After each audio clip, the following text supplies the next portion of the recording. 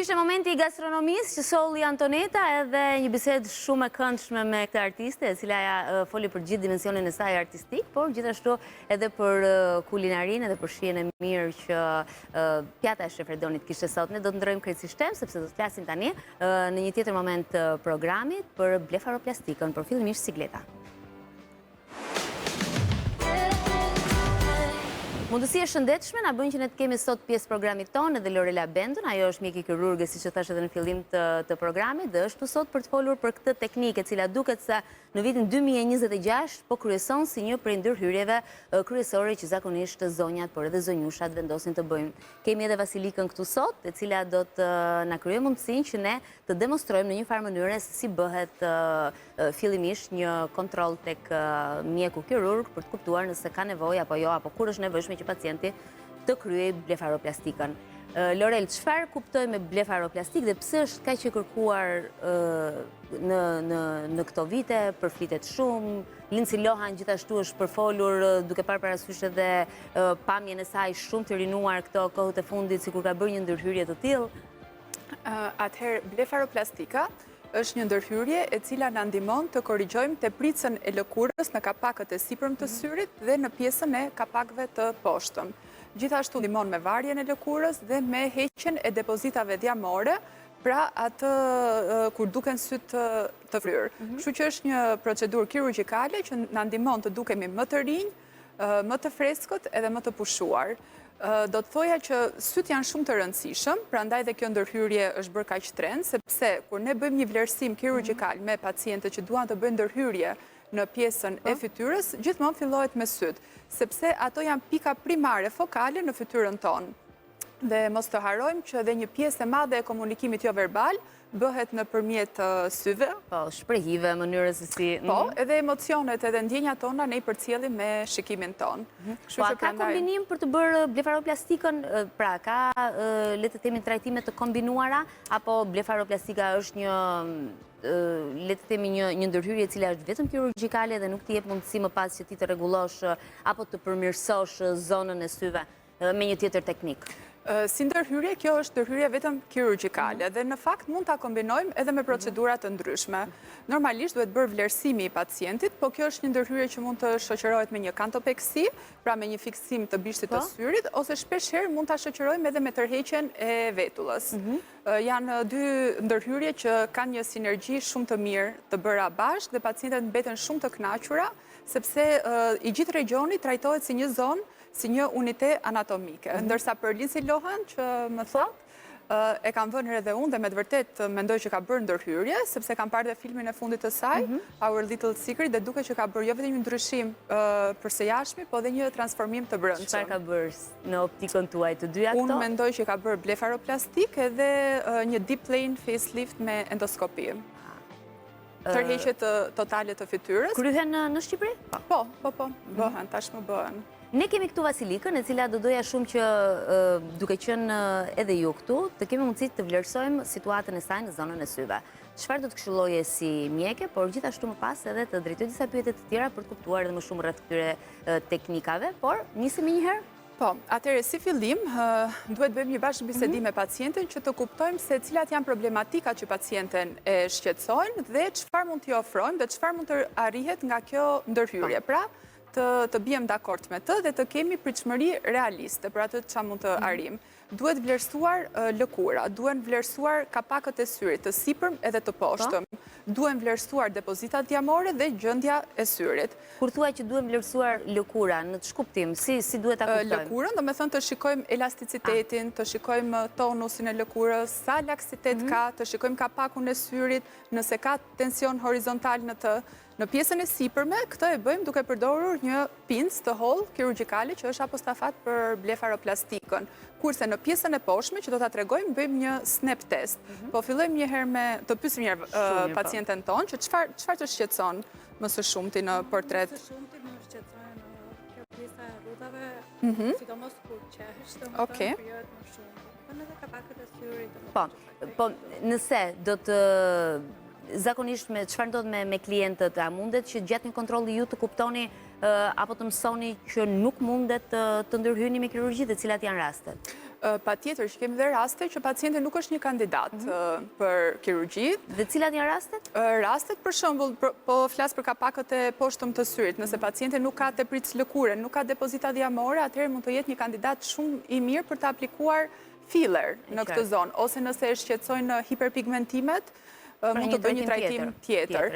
Gjithashtu nëse ka problematika pastaj me syrin, duhet bërë dhe një konsult me mjekun okulist. E qartë, mirë, nisim me testimin në këtë rast. Vasilika na tha që e shqetëson teprica e lëkurës, e shqetësojnë këto rrudhat në pjesën laterale të syrit. Për pjesën e rrudhave, do t'i sugjeroja që mund të bënte një trajtim me toksinën botulinike, sepse këto janë rrudha dinamike, pra që bëhen nga mimika. Në disa raste, nëse rrudha do ishin më të theksuara, do të sugjeronim edhe një temporal lift, pra një tërheqje të pjesës së vetullës, e cila bëhet me një prerje në pjesën e flokëve, pra dhe shenja është e padukshme. Pra dhe tërheqja do t'ishte kështu si ju po e tregoni, në këtë moment. Kështu që duke hequr laksitetin e lëkurës, normalisht rrudha, si që shikojmë, do minimizoheshin dhe do ishin më të buta. Pastaj patjetër që Vasilika mund të vazhdonte dhe të bënte mirëmbajtje me trajtime jo kirurgjikale të ndryshme. Kurse përsa i përket blefaroplastikës, do bëjmë një demonstrim se si bëhet ky vizatimi. Normalisht na duhet një laps shumë i mirë, i cili është i veçantë, është apostafat për ndërhyrjen kirurgjikale, për vizatimin. Ka mosh për të gjithë ata që në fakt cila është mosha që duhet dhe ju këshilloni që sepse është një ndërhyrje që nuk varet vetëm nga mosha. Normalisht varet nga gjenetika, nga shëndeti i pacientit dhe stili i jetesës. Do me thënë, ne kemi pacient nga 30 deri në 60 vjeç, por nuk do me thënë që kjo ndërhyrje nuk mund të bëhet në mosha më të rinj, do me thënë, kur kanë ato depozita diamore të cilat i kanë gjenetike, por dhe në mosha të mëdha mbi 70 vjeç, kur i pengon shikimin dhe janë në një gjendje të mirë shëndetësore. Kështu që fillojmë me Vasilikën, të tregojmë. Atëre, viza e parë, mbyllet syrin Vasilikan, bëhet në krisin natyral të pacientes. Pra, në palën naturale, po. Okej, që kemi mundësi të jetë sa më e qartë edhe për... Dhe e tërheqim pak syrin, ja ku e ka palën naturale Vasilika, vjen në formë harku, zakonisht është nga 7 mm nga qërpiku deri në 1 cm. Dhe shkojmë deri në pjesën laterale, që nuk duhet kaluar kantusi i syrit. Lateral, dhe këtu e hape syrin Vasilika, mbyllem, deri në punktën lakrimale, këtu e mbyllim. Më pas zgjerohemi lateralisht. Nuk duhet kaluar edhe bishti i vetullës. Dhe bëjmë atë provën që thamë për të parë dhe për të vlerësuar tepricën e lëkurës. Pikërisht, kjo është ajo prova. Kapim tepricën e lëkurës dhe shikojmë Vasilika e mbyll syrin lirshëm kur unë të kap në kështu. Ke tension të mbyllja e syrit? Jo. Dhe bëjmë ato pikat. Kjo tregon dhe është një shenjë pra që për të parë tepricë e tepërt, po. Dhe ndërkohë nuk na shkakton ndonjë komplikacion. Po, që nuk krijon problem. Në fakt, ka komplikacione që mund të shkaktohen gjatë ndërhyrjeve të tilla? Patjetër që ka komplikacione të shumta.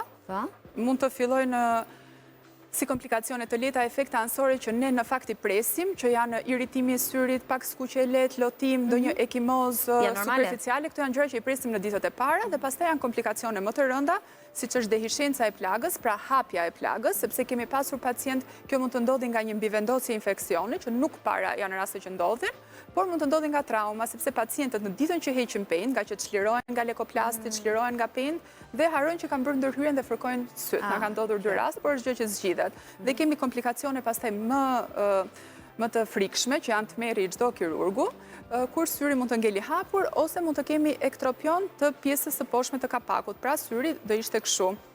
Kapaku i poshtëm rrotullohet përjashta dhe bishti i syrit rrumbullakoset. Pse ndodhin këto komplikacione në këtë rast? Ky komplikacioni i fundit që ju përmendët që është edhe më i rëndi, ndodh mbase nga ndonjë pakujdesi apo jo profesionalizëm, le të themi, i kirurgut që e kryen? Po, siç e thash, kjo është një kirurgji e vështirë, nuk është një kirurgji e thjeshtë, pra, dhe edhe 1 milimetër më shumë që ne mund të heqim, mund të ndikojë në këto komplikacione. Kur heqim më shumë lëkurë, syri mund të ngeli hapur, dhe në pjesën e poshtme, kur heqim më tepër lëkurë, e njëjta gjë, pra kapaku mund të përveshet përjashtë. Ndaj duhet zgjedhin profesionistët dhe të kenë kujdes se dhe ndërkohë bëjmë, mbasi kemi bërë të gjithë pikat, bëhet bashkimi i vizatimet. Dhe pikërisht kjo do ishte teprica e lëkurës që do hiqnim te vasilika. Ky vizatimi këtu. Ndërsa për pjesën e poshtme, nëse do ta bënim, do bënim atë snap test, e tërheqim pak lëkurën. Ka nevojë vasilika për pjesën e poshtme? Jo, nuk ka, po thjesht doja të tregoja vlerësimi si bëhet dhe shikojmë që në fakt duket që vasilika nuk ka sepse lëkura shkon direkt në vend, pra. E ka të ruajtur elasticitetin dhe tonusin e lëkurës. Kur duhet të vasilika pasi... Po, çfarë do i rekomandoj? Vetëm në trajtime jo kirurgjikale për mirëmbajtje të pjesës porsyve. Në momentin që kryhet blefaroplastika, pas sa kohësh mund të rikthehet pacienti për një trajtim, apo është e përhershme dhe nuk do të ketë më shqetësime të tilla të varjes pjesës së qepallës? Këto procedura zakonisht zgjasin nga 5, 10 edhe më shumë vite, por varet shumë edhe nga përkujdesi që pacienti bën, nga përkujdesja post-operatore, nga stili jetesës që bën, nga gjenetika, sa kohë ky pacient qëndron në diell, a është duan pirës, a përdor make-up, të gjitha këto ndikojnë, domethënë, dhe është e rëndësishme një mirëmbajtje për të mirëmbajtur rezultatin me kremra dhe me trajtime rigjeneruese mbrapa. Ndërkohë sa është dhe si është koha e rekuperimit pas momentit të ndërhyrjes? Nëse ne bëjmë një blefaroplastik të thjeshtë, pa kombinuar me procedurat të tjera, është rreth 5 ditë deri në 7 ditë. Nëse bëhet një kombinim i procedurave, zakonisht duhen rreth 2 javë. Po nëse ndiqen ato përkujdesja post-operatore, edhe shërimi është shumë i mirë edhe shumë i shpejtë. Cili është kombinimi më i shpesht që bëhet sot me blefaroplastikon për të mirëmbajtur fytyrën? Kjo është një procedurë në fakt që kombinohet shumë mirë me pjesën e ngritjes së vetullës, siç i thash edhe vasilikës, sepse këto janë dy procedura që zhvillohen afër njëra tjetrës, pra në një region anatomik, kështu që dhe rezultati që ne do merrnim është më shumë i amplifikuar, pra do kemi më shumë benefite dhe pacientet janë më të kënaqura sepse trajtimi është më i personalizuar, pra dhe jep më tepër efekt. Gjithashtu shfrytëzojnë të njëjtën kohë rikuperimi për të njëjtën ndërhyrje dhe është, të themi edhe atë që është më kosto efektive. Po është një ndërhyrje që e kryen dhe parapëlqejnë ta kryen vetëm femrat apo edhe meshkujt? Kemi edhe meshkujt, përgjithsisht, sepse nuk është vetëm estetik, kam përshtypjen si... Jo, është edhe funksionale, pra. Sepse ajo rëndesa në kapakët e syrit fillon të bëhet e lodhshme me kalimin e kohës. Kemi dhe meshkujt, zakonisht e meshkujt në fakt kemi aplikuar ngritjen e vetullës direct, që quhet direct brow lift, dhe bëhet një incizion pikërisht në pjesën mbi vetull, edhe jep ndryshime më drastike dhe më të mëdha se sa temporal lift. Doktoresha, besoj që pyetja që të bëhet më shpesh është që a ndjen dhimbje dhe a lëshenja? Atëherë, dhimbje nuk ka, sepse kjo është një procedurë që bëhet me mpirje lokale dhe me një sedacion të lehtë. Kështu që nuk është se ka ndonjë dhimbje, pacientët nuk na referojnë për dhimbje, ndërsa shenjat në pjesën e blefaroplastikës janë të mqefura shumë mirë në palat natyrale të syrit, kështu që nuk duken. Edhe brow lifti temporal e kemi në pjesën e flokëve, ndërsa për direct brow liftin, që i shikojmë dhe në Instagram, ato fotot shpesh na pyesin si është kjo procedurë, a do kemi shenja, unë e preferoj vetëm në pjesën e sipërme të vetullës. Në pjesën poshtë vetullës nuk para e preferoj, sepse nuk kemi garanci se si ndodh procesi i shërimit. Dhe sa vite të rinon një procedurë e tillë? Si që thash tek 5 ose ndonjëherë dhe 10 vite kur bëhen të kombinuara. Pas 5 dhe 10 vitesh do të shihemi prapë vasilika. Mirë, ne jemi në fund dhe në limitet të kohës. Shumë shkurt do doja, e kemi vasilikën këtu, thaj që ka nevojë për blefaroplastik. Çfarë tjetër mendon që mund ta transformonte? Mua vasilika më duket shumë mirë. Në fakt, përderisa nuk është se ndjen ndonjë problematik tjetër në portretin e saj, mendoj që jemi shumë mirë. Do t'i sugjeroja, nëse do bënte ndërhyrjen e blefaroplastikës, mund ta shoqëronim edhe me ngritjen e vetullës dhe me trajtimin e nanofetit, pra që të qëndrojmë vetëm në kuadër të rigjenerimit, sepse më duket shumë mirë portreti i saj. Sa më pëlqeu kjo pyetje kaq që e sinqert, dhe mbi të gjitha një përgjigje shumë profesionale nga ju, doktoresha, sepse kuptova që jeni vërtet shumë e sinqert në gjithë shka çfarë thatë, dhe tani më nuk shihet vetëm se ndonjëherë dhe gjykohet që shpeshherë reklamat të tilla apo publiciteti i madh në rrjetet sociale që shpeshherë qendra të ndryshme estetike bëjnë janë vetëm fitimprurse, por jo. Në fakt, dua të them që një kirurgji e bukur është ajo kirurgji që nuk duket, pra sepse në momentin që dallon tregon që nuk është e bërë mirë. Edhe më vjen shumë mirë që ju kishim sot në studio për të gjitha këshillat që ndat, që na njohët me këtë teknikë të re, e cila nuk është një teknikë vetëm estetike, por mbi të gjitha është një teknikë funksionale që u vjen në ndihmë për personave të cilat kanë problematika të ndryshme. Faleminderit Lorela që ishe me ne, faleminderit shumë Vasilika që ishe me ne. Ndërkohë që do të ftoj Antonetën tani për të bërë pjesë të studios dhe për të kaluar në një tjetër kënd. Do të vazhdojmë në fakt në një kënd tjetër të studios, ku më pret Kolinda Vjerda, eksperti ekonomist, me të cilin do të trajtojmë një temë shumë interesante për të gjithë. Ndikim sigletën dhe më pas rikthehemi.